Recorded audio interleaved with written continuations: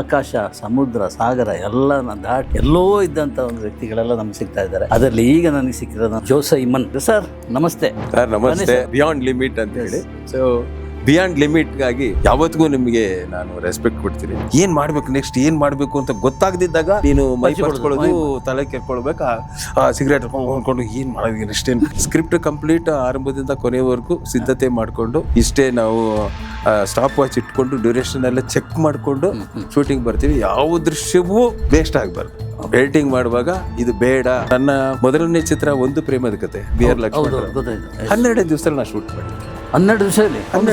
ಹೌದೌದು, cinema. L V Sharada, Rajinikanth, Katte Ramachandra, ಮಾನು, Ashok, Ashalatha ಮೊದಲನೇ cinema ಎಲ್ಲ 12 ದಿವಸದಲ್ಲಿ ಮಾಡಿದ್ದು. ದಶಾವರ ನಮ್ಮ ಸರೋಜಾದೇವಿ ಅವರ ಊರು, ಅಲ್ಲೇ ಮಾಡಿದ್ದು. 12 days ಅಷ್ಟೇ. ಈಗ ನಾವು ಹೊಸ ಹೀರೋಗಳ ಜೊತೆ ಅನುಭವಿಸಬೇಕು, ಅವಕಾಶ ಸಿಗ್ತಾ ಇಲ್ವೇ ಅನುಭವಿಸೋಣ ಅಂತಂದ್ರು ಕೂಡ.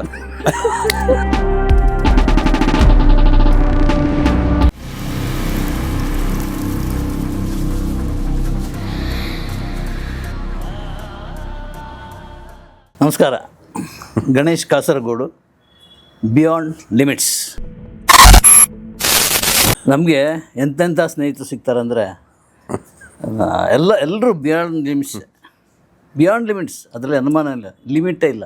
ಆಕಾಶ, ಸಮುದ್ರ, ಸಾಗರ ಎಲ್ಲನ ದಾಟಿ ಎಲ್ಲೋ ಇದ್ದಂಥ ಒಂದು ವ್ಯಕ್ತಿಗಳೆಲ್ಲ ನಮ್ಗೆ ಸಿಗ್ತಾ ಇದ್ದಾರೆ.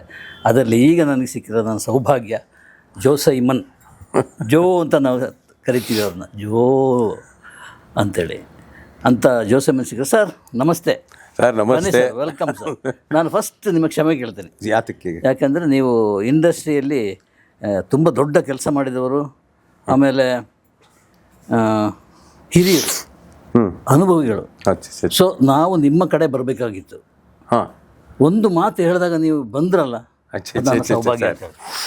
ನಾನು ಸದಾಕಾಲ ನಿಮ್ಮಂಥವ್ರಿಗೆ ಯಾವತ್ತೂ ನಾನು ಇಲ್ಲ ಅನ್ನಲ್ಲ. ಆ ಗೌರವ ಇರೋದ್ರಿಂದನೇ. ಅದರಲ್ಲೂ ಗಣೇಶ್ ಕಾಸರಗೋಡು ಅಂತಂದರೆ ದೆರ್ ಈಸ್ ಹೇಳಿದ್ರೆ ಆಗಲೇ ನಿಮ್ಮ ಇಂಟ್ರೊಡಕ್ಷನ್ದಲ್ಲಿ ಹೇಳಿದ್ರು ಬಿಯಾಂಡ್ ಲಿಮಿಟ್. ನನಗೂ ಅನ್ನಿಸ್ತು, ಚೆನ್ನಾಗಿದೆ ಅದು. ಒಳ್ಳೆ ಬಿಯಾಂಡ್ ಲಿಮಿಟ್ ಅಂತ ಹೇಳಿ. ಸೊ ಬಿಯಾಂಡ್ ಲಿಮಿಟ್ಗಾಗಿ ಸರಿ, ನಾವು ಯಾವತ್ತಿಗೂ ನಿಮಗೆ ನಾನು ರೆಸ್ಪೆಕ್ಟ್ ಕೊಡ್ತೀನಿ. ಮಧ್ಯದಲ್ಲಿ ಒಂದು ಸತಿ ನಾವು ಒಂದು ಸ್ವಲ್ಪ ಸಣ್ಣ ಕ್ಲಾಶು ಆಗಿದೆ. ಅದಿಲ್ಲದಿದ್ದರೆ ಜೀವನ ಇಲ್ಲ ಸರ್. ಅದಷ್ಟಕ್ಕೆ ಆ ಟೈಮಿಗೆ ಮಾತ್ರ ಅದು ಜ್ಞಾಪಿಸ್ಬೇಕಲ್ಲ. ಆದರೂ ಅಲ್ಲಿ ನನಗೆ ನೆನಪಿಲ್ಲ, ಈ ಯಾವ ಕಾರಣ ಅಂತ ನನಗೆ ನೆನಪಿಲ್ಲ. ನಿಮ್ಮ ಹೆಸರು ಬರೋದಕ್ಕೋ ಅಥವಾ ಹಾಗೇನೋ ಅಲ್ಲ, ಒಂದು ಇನ್ವಿಟೇಷನ್, ನೀವೊಂದು ಪುಸ್ತಕ ಬಿಟ್ಟಿದ್ರಿ, ಅಂತಿಮ ಎಂಥದ್ದು ಕೊನೆ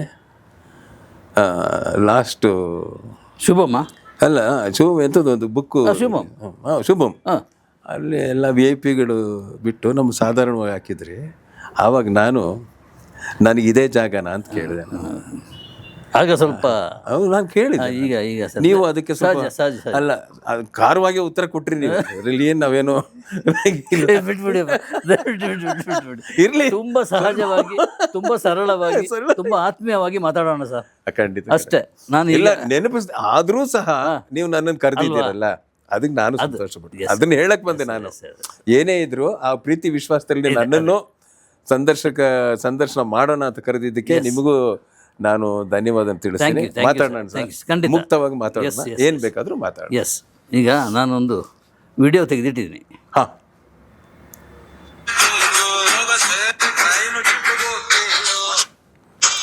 ಈ ವಿಡಿಯೋ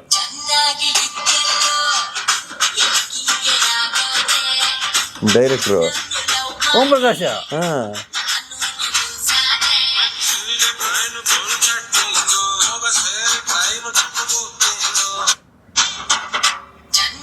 ನಾನು ಇದು ತೋರಿಸಿದೆ ಯಾಕೆಂದರೆ ಇಷ್ಟು ಕಷ್ಟ ಇದೆಯಾ ಸರ್ ಡೈರೆಕ್ಷನ್ ಮಾಡೋದು? ನಮಗಂತೂ ಬಂದಿಲ್ಲಪ್ಪ ಆ ಥರ. ಅನುಭವಿಸೇ ಇಲ್ಲ. ಏನಿದು? ಆಮೇಲೆ ಟೆನ್ಷನ್ ಮಾಡ್ಕೊಳ್ಳೋದು, ಒಂದು ಸಿಗರೇಟ್ ಸೇದ್ಬಿಟ್ಟು ಆಮೇಲೆ ಮಾಡ್ತೀನಿ ಅನ್ನೋದು, ಇನ್ನೇನೋ ಆಗುತ್ತೆ, ಅದು ಯಾವುದೂ ಇಲ್ಲ ನಮಗೆ. ಸಿಗರೇಟ್ ಅಂತೂ ಅಭ್ಯಾಸನೇ ಇಲ್ಲ. ಹೌದು. ಈ ಥರ ತಲೆ ಕಿತ್ಕೊಂಡು ತಲೆ ಕೆರ್ಕೊಳ್ಳುವಷ್ಟು ಟೆನ್ಷನ್ ಏನಿದೆ ನಾನು ಅರ್ಥ ಆಗ್ತದೆ. ಅಲ್ಲಲ್ಲ, ಅದು ಸ್ಫೂರ್ತಿಗಾಗಿಯೋ ಅಥವಾ ನಿಜವಾಗ್ಲೂ ಏನು ತುಂಬಿದೆಯೋ ಅಲ್ಲಲ್ಲ, ಎಂತ ನಮ್ಗೆ ಗೊತ್ತಾಗಬೇಕಲ್ಲ. ಅವ್ರಿಗೆ ಸರ್ ನಾನು ಹೇಳಿದ್ರು, ಅವ್ರಿಗೆ ಮುಂದೆ ಏನು ಮಾಡಬೇಕು ಅಂತ ದಾರಿ ಕಾಣದಾಗ ಮೈಪರಿಸ್ಕೊಳ್ಳೋದು. ನಿಜ ಹೇಳೋದು, ನಿಜ. 100%. 100% ಸರ್. ಏನು ಮಾಡಬೇಕು ನೆಕ್ಸ್ಟ್ ಏನು ಮಾಡಬೇಕು ಅಂತ ಗೊತ್ತಾಗದಿದ್ದಾಗ ನೀನು ಮೈ ಪರ್ಸ್ಕೊಳ್ಳೋದು, ತಲೆ ಕೆರ್ಕೊಳ್ಬೇಕು, ಸಿಗರೇಟ್ ಹೊಂದ್ಕೊಂಡು ಏನು ಮಾಡೋದು ನೆಕ್ಸ್ಟ್ ಏನು ಸರ್. ಆ ಥರ ಇರುವಾಗ ರೋಡ್ ಬ್ಲಾಕ್ ಆಗಿಬಿಟ್ಟಿದೆ, ಮುಂದೆ ಗೊತ್ತಿಲ್ಲ ಅವ್ರಿಗೆ. ಆ ಸಮಯದಲ್ಲಿ ಅವರ ಒದ್ದಾಟ ಅಷ್ಟೇ ಹೊರತಾಗಿ ಕ್ಲಿಯರ್ ಆಗಿಬಿಟ್ರೆ ರೆಡಿ ಅಂದ್ಕೊಂಡು ಮೂವ್ ಆಗ್ತೀವಿ. ನಮಗೆ ಆ ಥರ ಅಭ್ಯಾಸ ಬಂದಿಲ್ಲ. ನಾವು ಸ್ಕ್ರಿಪ್ಟ್ ಕಂಪ್ಲೀಟ್ ಆರಂಭದಿಂದ ಕೊನೆಯವರೆಗೂ ಸಿದ್ಧತೆ ಮಾಡಿಕೊಂಡು ಇಷ್ಟೇ ನಾವು ಸ್ಟಾಪ್ ವಾಚ್ ಇಟ್ಕೊಂಡು ಡ್ಯೂರೇಷನ್ ಎಲ್ಲ ಚೆಕ್ ಮಾಡಿಕೊಂಡು ಶೂಟಿಂಗ್ ಬರ್ತೀವಿ. ಯಾವ ದೃಶ್ಯವೂ ವೇಸ್ಟ್ ಆಗಬಾರ್ದು. ಎಡಿಟಿಂಗ್ ಮಾಡುವಾಗ ಇದು ಬೇಡ, ಪ್ರತಿಯೊಂದು ದೃಶ್ಯವೂ ಕಥೆಯ ಬಗ್ಗೆ ಏನಾದರೂ ಹೇಳ್ತಾ ಇರುತ್ತೆ. ಆವಾಗ ಒಂದು ದೃಶ್ಯ ಕಟ್ ಮಾಡುವಾಗ ಕಥೆನಲ್ಲಿ ಲಿಂಕ್ ಕಟ್ ಆಗ್ಬಿಡುತ್ತೆ. ಅಷ್ಟು ಸೂಕ್ಷ್ಮವಾಗಿ ನಾವು ದೃಶ್ಯಗಳನ್ನ ಜೋಡಣೆ ಮಾಡ್ಕೊಂಡು ಬರೋದ್ರಿಂದ ವೇಸ್ಟೇಜ್ ಯಾವುದೂ ಇಲ್ಲ ಮತ್ತು ಟೆನ್ಷನ್ ತಲೆ ಕೆರ್ಕೊಳ್ಳೋಂಗಿಲ್ಲ. ಇದಾದ್ಮೇಲೆ ಇದು ಹೋಗ್ತಾ ಇರುತ್ತೆ. ಆಮೇಲೆ ನಾನು ಭಾಳ ಕಮ್ಮಿ ದಿವಸಗಳಲ್ಲಿ ಚಿತ್ರ ಮಾಡಿದ್ದು. ನನ್ನ ಮೊದಲನೇ ಚಿತ್ರ ಒಂದು ಪ್ರೇಮದ ಕತೆ, ಬಿ.ಆರ್. ಲಕ್ಷ್ಮಣ. 12 ದಿವಸದಲ್ಲಿ ನಾನು ಶೂಟ್ ಮಾಡಿದ್ದು. 12 ದಿವಸದಲ್ಲಿ? ಹೌದು, ಸಿನಿಮಾ. ಎಲ್.ವಿ. ಶಾರದಾ, ರಜನಿಕಾಂತ್, ಕಟ್ಟೆ ರಾಮಚಂದ್ರ, ಮಾನು, ಅಶೋಕ್, ಆಶಾಲತಾ ಮೊದಲನೇ ಸಿನಿಮಾ ಎಲ್ಲ 12 ದಿವಸದಲ್ಲಿ ಮಾಡಿದ್ದು. ದಶಾವರ ನಮ್ಮ ಸರೋಜಾದೇವಿ ಅವರ ಊರು, ಅಲ್ಲೇ ಮಾಡಿದ್ದು. 12 days ಅಷ್ಟೇ. ರಜನಿಕಾಂತ್ ಮಾಡಿದ್ರು. ಹೌದು. ಅದು ಹೇಗೆ 76 ಅಲ್ಲಿ ಶೂಟ್ ಮಾಡಿದೆ, 77 ಅಲ್ಲಿ ರಿಲೀಸ್ ಆಯಿತು. 76 ಅಲ್ಲಿ ಸಹೋದರ ಸವಾಲು ಶೂಟ್ ನಡೀತಾ ಇತ್ತು. ಆವಾಗ ರಜನಿಕಾಂತ್ ಅದರಲ್ಲಿ ಆಕ್ಟ್ ಮಾಡ್ತಾ ಇದ್ರು, ನಾನಲ್ಲಿ ಅಸೋಸಿಯೇಟ್ ಡೈರೆಕ್ಟರ್ ಆಗಿ. ನಾನು ರಜನಿ, ನಾನು ಸಿನಿಮಾ ಮಾಡ್ತೀನಿ ಕಣೆ, ಫಸ್ಟ್ ಟೈಮ್ ಡೈರೆಕ್ಷನ್ ನನಗೆ, ಅಣ್ಣ ಜೋಣ ಅವಾಗ ನೀವು ಹೇಳ್ದಂಗೆ ಜೋಣ ಮಾಡ್ತೀನಿ ಅಣ್ಣ, ಯಾವುದಿದ್ರು ಮಾಡ್ತೀನಿ ಅಂದ್ರೆ ಅವಾಗ ನಾನು ಮಾಡಿಸ್ತೇನೆ. 76 ಅಲ್ಲಿ 77 ಪಿಕ್ಚರ್ ರಿಲೀಸ್ ಆಯಿತು. ದೊಡ್ಡ ಕ್ಯಾರೆಕ್ಟರ್ ಮೇನ್ ನಮ್ಗೆ ಸಿಗುತ್ತೆ ಇದರಲ್ಲಿ, ಸಿಗುತ್ತೆ. ಎಲ್.ವಿ. ಶಾರದಾ ಕರೆಕ್ಟಾಗಿ ಆಪೋಸಿಟ್ ಕ್ಯಾರೆಕ್ಟ್ರು ಒಪ್ಕೊಂಡು ಮಾಡಿದ್ರು. ಊರಿನ ಒಂದು ಚೇರ್ಮನ್ ಥರ ಕ್ಯಾರೆಕ್ಟ್ರು ಮಾಡಿದ್ರು. ಆಮೇಲೆ ಅದನ್ನ ಬಾಲಚಂದ್ರಗೆಲ್ಲ ಸ್ಟಾರ್ ಸರ್ ನೀವು ಸುಮ್ಮನೆ ಬರೀ ಜೋಸೈಮನ್ ಅಲ್ಲ, ಸ್ಟಾರ್ ಅಲ್ಲಲ್ಲ. ಯಾರನ್ನೆಲ್ಲ ಡೈರೆಕ್ಟ್ ಮಾಡಿದ್ರೆ ಹೇಳಿ ಸರ್ ನೀವು? ರಜನಿಕಾಂತ್, ವಿಷ್ಣುವರ್ಧನ್, ಅಂಬರೀಷ್, ಶಂಕರ್ ನಾಗು, ಅನಂತ್ ನಾಗು, ಟೈಗರ್ ಪ್ರಭಾಕರ್, ಇವರೆಲ್ಲರೂ ಮಾಡಿದ್ರು. ಇನ್ನೇನು ಬೇಕು? ಎಲ್ಲ ಸ್ಟಾರ್ಗಳನ್ನೇ ಡೈರೆಕ್ಟ್. ಹೌದು. ಈಗ ಅವ್ರು ಯಾರು ಇಲ್ವಲ್ಲ ಸಿನಿಮಾ ಮಾಡೋಕ್ಕೆ, ಯಾರು ಇಲ್ಲ. ಕಷ್ಟ ಆಗ್ತಾ ಇದೆ, ತುಂಬ ಕಷ್ಟ ಸರ್. ಅವ್ರು ಇದ್ದಿದ್ರೆ ಇನ್ನೊಂದು ಎಷ್ಟು ಸಿನಿಮಾ ಮಾಡ್ತಿದ್ದೆ. ವಿಷ್ಣು ಇದ್ರೆ ಮಾಡ್ತಿದ್ದೆ, ಅಂಬರೀಷ್ ಇದ್ರೆ ಮಾಡ್ತಿದ್ದೆ, ಪ್ರಭಾಕರ್ ಇದ್ರೆ ಮಾಡ್ತಿದ್ದೆ. ಶಂಕರ್ ನಾಗಂತೂ ಕೊನೆ ಅವರು ಸಾಯದಲ್ಲಿ ನನಗೆ ಲೆಟ್ರೆಡಲ್ಲಿ ಬರ್ಕೊಟ್ಟು ಹೋದ್ರು. ಇನ್ನೂ ನಾನು ಐ ಹ್ಯಾವ್ ದಟ್ ಲೆಟ್ರೆಡ್. ಒಂದ್ಸತಿ ಇದ್ರಲ್ಲಿ ಲಂಕೇಶಲ್ಲಿ ಅವರು ರವಿ ಬೆಳಗೆರೆ ಕೇಳಿದಾಗ ತಗೊಂಡೋಗಿ ತೋರಿಸಿದ್ದೆ. ಎಂಟಿ ಟೋಟಲ್ ಬ್ಲ್ಯಾಂಕ್ ಲೆಟ್ರೆಡಲ್ಲಿ ಕೆಳಗಡೆ ಸೈನ್ ಮಾಡಿ ಅಲ್ಲಿಂದ ಬಂದ ತಕ್ಷಣ ಯಾವ ಡೇಟಾರು ಬರ್ಕೊಳ್ಳಿಜು, ನಾನು ನಿಮ್ಗೆ ಸಿನಿಮಾ ಮಾಡ್ತೀನಿ ಅಂತ ಹೋದ್ರು. ಬರಲೇ ಇಲ್ಲ. ಅದೊಂದು ಹೌದೌದು, ಜೋಕುಮಾರ್, ಅದು ಜೋನೆ ಭಾಳ ಹಿಂಸೆ ಆಯಿತು, ನೋವಾಯಿತು. ಅವರಿದ್ರೆ ಒಂದಷ್ಟು ಸಿನಿಮಾ ಮಾಡ್ತಿದ್ದೆ, ವಿಷ್ಣು ಇದ್ರೆ ಒಂದಷ್ಟು ಸಿನಿಮಾ ಮಾಡ್ತಿದ್ದೆ, ಪ್ರಭಾಕರ್ ಇದ್ರೆ ಒಂದಷ್ಟು ಸಿನಿಮಾ ಮಾಡ್ತಿದ್ದೆ, ಅಂಬರೀಷ್ ಇದ್ರು ಸಿನಿಮಾ ಮಾಡ್ತಿದ್ದೆ. ಏನು ಮಾಡ್ತಿದ್ದೆ, ಯಾರಿಲ್ಲ. ಹಾಗಾಗಿ ನಾನು ಹೀರೋಗಳಿಲ್ಲದ ಅನಾಥ ನಿರ್ದೇಶಕನಾಗಿದ್ದೀನಿ ಈಗ. ಆದರೂ ಬಿಟ್ಟಿಲ್ಲ, ಪ್ರಯತ್ನ ಬಿಟ್ಟಿಲ್ಲ. ಸ್ಟೋರಿ ರೆಡಿ, ಕಥೆಗಳು ಒಂದು 11 ಕಥೆಗಳು ರೆಡಿ ಮಾಡಿದ್ದೀನಿ.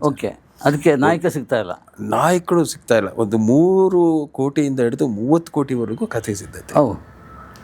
ದೊಡ್ಡ ಬಂಡವಾಳದ ಕಥೆನೂ ರೆಡಿ ಇದೆ. ಅದು ಪುನೀತ್ ಅವ್ರಿಗೆ ಅವ್ರ ಜೊತೆ ನಟ ಸಾರ್ವಭೌಮ ನಾನು ಜೊತೆಗೆ ಕೆಲಸ ಮಾಡ್ತಾ ಇದ್ದೆ. ಅಂದರೆ ಫುಲ್ ಇಡೀ ಚಿತ್ರ ಇನ್ಚಾರ್ಜ್ ರಾಕ್ಲೈನ್ ವೆಂಕಟೇಶ್ ನನಗೆ ಜವಾಬ್ದಾರಿ ಕೊಟ್ಟಿದ್ದೆ. ಯಾಕಂದ್ರೆ ಅವ್ರನ್ನ ನಾಡಿ ಪರ ಇಂಡಸ್ಟ್ರಿಗೆ ಕರ್ಕೊಂಡ್ಬಂದಿದ್ರಿಂದ ಅವರು, ಸರ್ ನೀವು ನೋಡ್ಕೊಳ್ಳಿ, ನಾನು ಸ್ಪಾಟ್ಗೆಲ್ಲ ಬರೋದಿಲ್ಲ, ಅದೇನಿದೆ ನೋಡ್ಕೊಂಡು. 40 days I was with Puneeth. ಯಾವಾಗ ಸಣ್ಣ ಹೇಳಿದ್ದೆ ನನ್ನ ಕತೆ, ತುಂಬ ಚೆನ್ನಾಗಿದೆ, ನೀವು ಒಂದು ಕ್ಲೈಮ್ಯಾಕ್ಸ್ ಮಾಡ್ಕೊಂಡ್ಬನ್ನಿ. ನಾನು ಕ್ಲೈಮ್ಯಾಕ್ಸ್ ಕೂತ್ಕೊಂಡು ಈ ಥರ ಮಾಡೋಣ ಆ ಥರ ಮಾಡೋಣ ಅಂತ ಕೊಂಡ್ಕೊಂಡು ಮಾಡಿ ತೊಗೊಂಡೋಗಿ ಕೊಡಬೇಕು ಅನ್ನೋಷ್ಟರಲ್ಲಿ ಸುದ್ದಿ. ಅಲ್ಲ ಸರ್, ಈಗ ಶಂಕರ್ ನಾಗ್ ಬಗ್ಗೆ ಹೇಳಿದ್ರಿ, ಇದು ಪುನೀತ್ ಸರ್ ಆ ವಯಸ್ಸದು ಅಲ್ವಾ? ಇಬ್ಬರದು ವಯಸ್ಸಲ್ಲ ನೋಡಿ. ಶಂಕರ್ ನಾಗ್ದು ಹಿಂಗೆ ಹೊಟ್ಟೋದ್ರು. ಪುನೀತದು ನನ್ನ ದುರಾದೃಷ್ಟ ಪಾಪ, ಅವರು ಸಾವು ನನಗೆ ಬ್ಯಾಡ್ ಲಕ್ ಆಯ್ತಾ ಇತ್ತು. ಇದ್ದಿದ್ರೆ ಆಗಿದ್ರೆ ಒಂದಷ್ಟು ಸಿನಿಮಾಗಳಾಗ್ತಾ ಇತ್ತು. ವಿಷ್ಣುವರ್ಧನ್ ಕಿಂಗ್ಸ್ ಕೋರ್ಟಲ್ಲಿದ್ದರು, ಅವಾಗ ಹೋಗಿದ್ವಿ ನಾವೆಲ್ಲ. ಅಲ್ಲಿ ಅವ್ರು ಹೋಗಿ ಮಾತಾಡ್ಸ್ಕೊಂಡು ಬಂದಾಗ, ಜೋ ವಿಲ್ ಡೂ ಫಿಲ್ಮ್, ಬರ್ತೀನಿ, ಬಂದು ಮಾಡೋಣ, ಕತೆ ಅದು ರೆಡಿ ಮಾಡಿ ಇಟ್ಟಿರಿ ಅಂತ ಹೇಳಿದ್ದ. ಸರ್ ಅವನು ಹೋಗ್ಬಿಟ್ಟೆ ಸರ್. ಏನು ಸರ್ ಇದು ಭಾಳ ಅನ್ಯಾಯ. ಯಾಕೆ ಹೇಳ್ತೀರಾ ಅಂದರೆ ನೀವು ಈಗ ಅನುಭವಿಸ್ಬೇಕು, ಈಗ ನಾನು ಈಗಿನ ಹೊಸ ಹೀರೋಗಳ ಜೊತೆ ಅನುಭವಿಸಬೇಕು. ಅವಕಾಶ ಸಿಗ್ತಾ ಇಲ್ವೇ, ಅನುಭವಿಸೋಣ ಅಂತಂದ್ರು ಕೂಡ ಅನುಭವಿಸೋಣ. ಅವಕಾಶಕ್ಕಾಗಿ ಪರದಾಡ್ತಾ ಇದ್ದೀನಿ, ಎಲ್ಲೆಲ್ಲೋ ಪ್ರಯತ್ನಗಳು ಮಾಡ್ತಾ ಇದ್ದೀನಿ. ಪ್ರೊಡ್ಯೂಸರ್ ಇದ್ದಾರೆ, ಪ್ರೊಡ್ಯೂಸರ್ ಇದ್ದಾರೆ, ಇದು ಒಳ್ಳೆ ಕತೆ. ಪ್ರೊಡ್ಯೂಸರ್ ಎಲ್ಲರಿಗೆ ಹೀರೋ ಡೇಟ್ ಇರ್ತದೆ, ಪ್ರೊಡ್ಯೂಸರ್ ಇರಲ್ಲ. ನಿಮ್ದು ಎಲ್ಲ ಉಲ್ಟಾ. ನನ್ನ ಹತ್ರ ಪ್ರೊಡ್ಯೂಸರ್ ಇದ್ದಾರೆ ಸರ್. ಛೆ. ಅವ್ರು ಹೇಳ್ತಾರೆ ಸರ್ ಈ ಹೀರೋ ನೋಡಿ ಅಂತಾರೆ. ಆ ಹೀರೋನ್ ಟ್ರೈ ಮಾಡ್ತೀನಿ, ಅವರು ಡೇಟೇ ಕೊಡಲ್ಲ. ಸರ್ ನನ್ನ ಕೈನಲ್ಲಿ 4 ಸಿನಿಮಾ ಇದೆ, ಅದೆಲ್ಲ ಮುಗಿದ ಮೇಲೆ ಬರೋಷ್ಟರಲ್ಲಿ ಲೇಟ್ ಆಗಿಬಿಡುತ್ತೆ ಸರ್. ನಾನಂದ್ರೆ ನೀ ಕತೆ ಕೇಳಪ್ಪ, ನೀನು ಏನು ಕಮಿಟ್ ಮಾಡಿದ್ದೆ 4 ಕತೆಗಳಿಂದ ಉತ್ತಮವಾಗಿದ್ರೆ ನೀನು ಇದನ್ನ ಮಾಡಕ್ಕೆ ಹೋಗ್ತೀಯ ಫಸ್ಟ್ ಅಷ್ಟೇ. ಆ ಕಾನ್ಫಿಡೆನ್ಸ್ ನಿಮ್ಗೆ ಇದೆ, ನನಗೆ ಯಾಕೆಲ್ಲ ನೀವು ಮಾಡಿ ಕೇಳಲ್ವೇ? ನೀ ಕತೆ ಕೇಳಲ್ಲ. ಅಲ್ಲಿ ಯಾರು ಇನ್ನೊಬ್ರಿಗೆ ಹೇಳಿದ್ರು ಸರ್. ಸರಿ, ಹಾಗಾಗಿ ನಾನೇನು ಮಾಡಿಬಿಟ್ಟೆ, ತುಂಬ ಅಳ್ದಾಡ್ಬಿಟ್ಟೆ, ಮನೆಗೆಲ್ಲ ಅಳ್ದಾಡಿ ಅವ್ರಿಗೆ ಅಲ್ಲಿ ಸಿಕ್ಕಿದೆ ಆಮೇಲೆ ತುಂಬಾನೇ ಬೇಜಾರಾಯ್ತು. ಅಲ್ಲ, ಯಾರು ಬಚ್ಚ ಮನೆಗೆಲ್ಲ ಅಲ್ದಾಡೋದು ಅಂದ್ರೆ ಹಿರಿಯರು. ನಾವು ಅಲ್ದಾಡಿದ್ವಿ. ಪ್ರೊಡ್ಯೂಸರ್ ಹೇಳಿದ್ರು ಸರ್ ಅವ್ರಿಗೆ ಮಾತಾಡಿ ಅವ್ರ ಪೇಮೆಂಟ್ ನನಗೆ ಗೊತ್ತು ಎಷ್ಟು ಅಂತ, ಅದ್ರಲ್ಲಿ 50% ಆರಂಭದಲ್ಲಿ ಕೊಡ್ತೀನಿ, ಆಮೇಲೆ 50% ಕೊಡ್ತೀನಿ, ಎಷ್ಟು ಕೋಟಿ ಆದ್ರೂ ಪರವಾಗಿಲ್ಲ. ಒಂದು ಸಂತೋಷ ಸಿಕ್ತು ನನಗೆ. ಇಂಥ ಅದು ಮಾರ್ಕೆಟಲ್ಲಿ ಇದ್ದ ಹೀರೋ ಅವಾಯ್ಡ್ ಮಾಡಿಬಿಟ್ರು.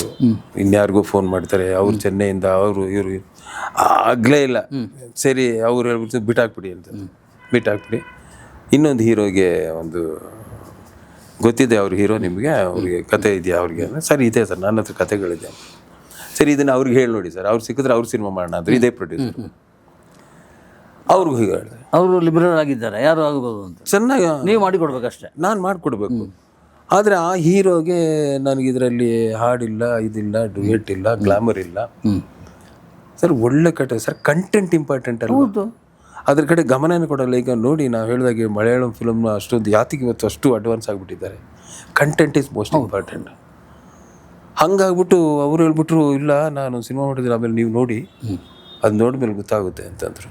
ಸರ್ ಸತ್ಯ ಹೇಳ್ತೀನಿ, ಆ ಸಿನಿಮಾ 3 ದಿವಸ ನೋಡಲಿಲ್ಲ. ಯಾವ ಸಿನಿಮಾ? ಅವ್ರು ಮಾಡಿದ್ದು. ಹೌದಾ? ನನ್ನನ್ನು ರಿಜೆಕ್ಟ್ ಮಾಡಿದ್ರು. ಕತೆನ ಹಿಂಗಿದೆ ಹಿಂಗಿದೆ. ಸರಿ, ವಾಪಸ್ ಬಂದ್ಬಿಟ್ವಿ. ಆ ಹೀರೋ ಹೆಸರೇ ಹೇಳೋದು ಬೇಡ, ಆಯ್ತಾ. ಆಮೇಲೆ ಬಂದ ಮೇಲೆ ನಮ್ಮ ಪ್ರೊಡ್ಯೂಸರ್ ಅವ್ರ ಕಾರಲ್ಲಿ ಕರ್ಕೊಂಡು ಹೋಗಿದ್ರು, ನನ್ನನ್ನು ನಮ್ಮ ಮನೆ ಹತ್ರ ಬಿಟ್ಟು ಹಿಂಗೆ ಹೋಗ್ತಿದ್ದಾರೆ. ಮತ್ತೆ ಅವ್ರದ್ದೇ ಫೋನ್ ಬಿಡಿದ್ರು. ಸರ್ ಏನಾಯಿತು? ಇಲ್ಲ, ಈಗ ನೀವು ಕತೆ ಹೇಳಿದ್ರಲ್ಲ, ಆ ಹೀರೋ ಮತ್ತೆ ಕರಿತಾ ಇದ್ದಾನೆ. ಏನಕ್ಕೆ? ನನ್ನನ್ನು ನಿಮ್ಮನ್ನು ಕರೆದಿಲ್ಲ ಸರ್, ನನ್ನನ್ನು ಕರೆದಿದ್ದಾರೆ. ಯಾಕಂತೆ? ನನ್ನ ಹತ್ರ ಒಂದು ಕತೆ ಇದೆ, ಬನ್ನಿ ನಾನು ಡೈರೆಕ್ಟ್ ಮಾಡ್ತೀನಿ ಅಂತ ಕರೀತಿದ್ದಾರೆ. ಸೊ ಹಿಂಗಾಗ್ಬೇಕು ನನಗೆ.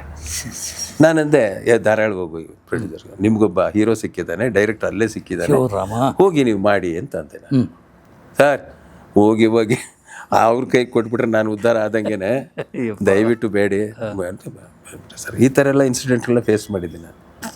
ತುಂಬಾ ಅನುಭವಿಸ್ತೀನಿ. ಇನ್ನೊಂದು ಹೀರೋನು ಹಿಂಗೆ ಆಯಿತು. ಅವ್ರಿಗೂ ಒಂದು ಕಥೆ ಹೇಳಿದೆ, ಅದು ದೊಡ್ಡ ಕತೆ ಸರ್. ಅವರು ಇಲ್ಲ, ನಮ್ಮ ಫ್ರೆಂಡ್ಸ್ ಎಲ್ಲ ಕೂತ್ಕೋತಾರೆ, ಅವ್ರ ಜೊತೆ ನೀವು ಕತೆ ಹೇಳಿ, ಅವರು ಒಪ್ಪಿಗೆ ಮಾಡಿದ್ರೆ ಮಾಡೋಣ.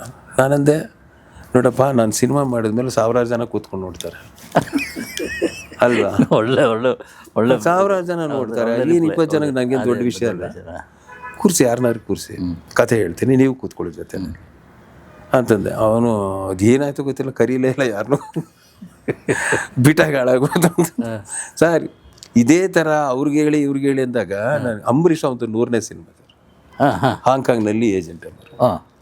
ಅಂಬರೀಷ್ ಹೇಳಿದ್ರು, ನನ್ನನ್ನು ಕರೆದ, ಜೋ ನಂದು 100ನೇ ಸಿನಿಮಾ ಕಣೆ, ನೀನು ಮಾಡಿಕೊಡ್ಬೇಕು, ಅದು ಸಕ್ಸಸ್ ಮಾಡಿಕೊಡ್ಬೇಕು, ಹಿಟ್ ಆಗಲೇಬೇಕು 100ನೇ ಸಿನಿಮಾ. ಕೆಲವೊಂದುದೆಲ್ಲ ಫೇಲ್ ಆಗಿಬಿಡುತ್ತಂತೆ 100ನೇ ಸಿನಿಮಾ. ನಾನು ಆಯ್ತು ಮಾಡಿಕೊಡಪ್ಪ, ಅದನ್ನ ಒಂದು ಜವಾಬ್ದಾರಿ ನನಗೆ ಎಲ್ಲನೂ ವಹಿಸ್ಬೇಕು. ಅದು ಏನು ವಹಿಸ್ಬೇಕು? ಕತೆ ನಂದೆ, ಚಿತ್ರಕತೆ, ಸಂಭಾಷಣೆ, ಡೈರೆಕ್ಷನ್ ಎಲ್ಲ ನನಗೆ ಕೊಟ್ಟರೆ ನಾನು ಮಾಡ್ತೀನಿ ಅಂತಂದೆ. ಓ, ಎಲ್ಲ ನೀನು ಕೊಟ್ಬಿಡ್ಬೇಕಾ?